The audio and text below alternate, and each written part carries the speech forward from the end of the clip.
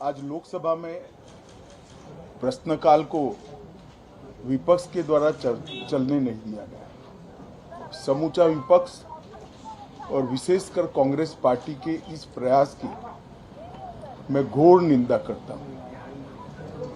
अरुणाचल में 8 की देर रात और 9 की सुबह घटी घटनाओं का हवाला देते हुए विपक्ष ने बहुमूल्य प्रश्नकाल को स्थगित करवा दिया। इसका कोई औचित्य इसलिए नहीं था कि पार्लियामेंट्री अफेयर्स मिनिस्टर ने स्पष्टता से कह दिया था कि 12 बजे इस देश के रक्षा मंत्री श्री राजनाथ सिंह जी इस विषय पर सदन के सामने अपना बयान रखेंगे। जब बयान रखने की बात कर ही दी तो इसका कोई औचित्य नहीं था। मुझे भी थोड़ा आश्चर्य लगा।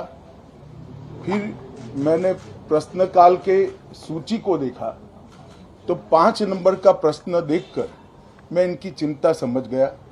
5 नंबर के प्रश्न है राजीव गांधी फाउंडेशन के FCRA रजिस्ट्रेशन को रद्द करने के बारे में। अब उन्हीं के कांग्रेस के ही सदस्य के द्वारा ये प्रश्न पूछा गया और जवाब में बहुत स्पष्ट था।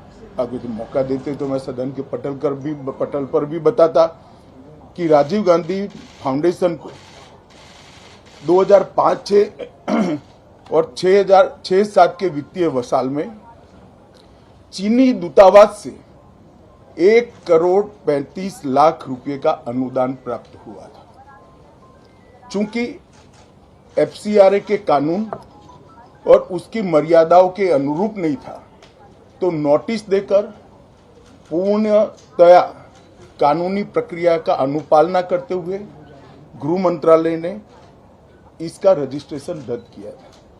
फाउंडेशन ने अपना रजिस्ट्रेशन सामाजिक कार्यों के लिए करवाया है और ये जो राशि चीनी दूतावास से मिली इसका उपयोग भारत चीन संबंधों के विकास पर शोध करने के लिए ये पैसा दिया गया।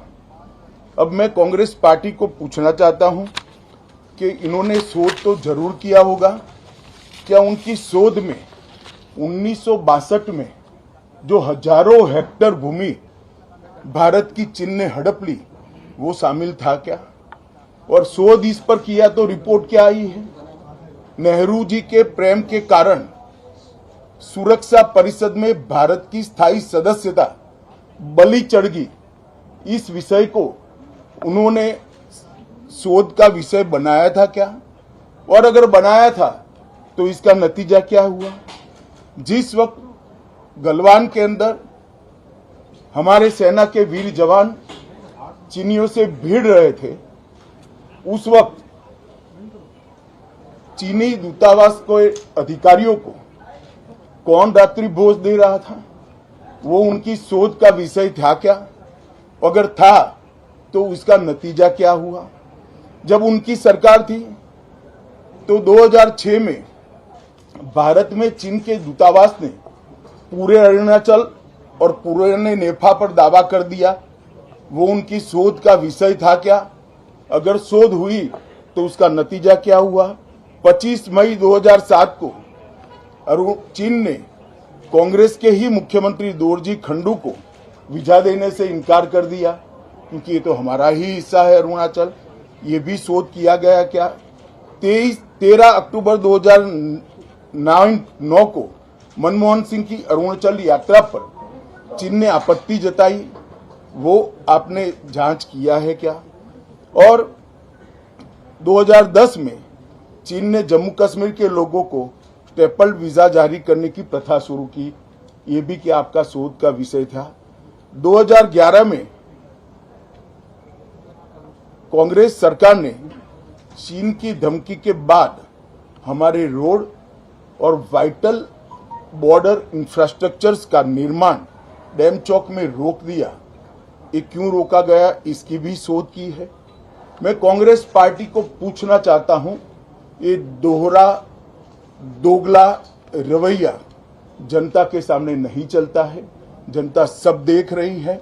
आपके परिवार द्वारा चलाया गया फाउंडेशन उसका FCRA रजिस्ट्रेशन चीन की दूतावास से मिले हुए अनुदान से समाप्त हुआ है।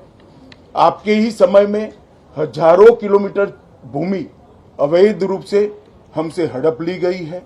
आपके ही समय में हमें मिली हुई सुरक्षा परिषद की सदस्यता आपने निजी संबंधों को बनाने के लिए चीन की भेंट कर दी है।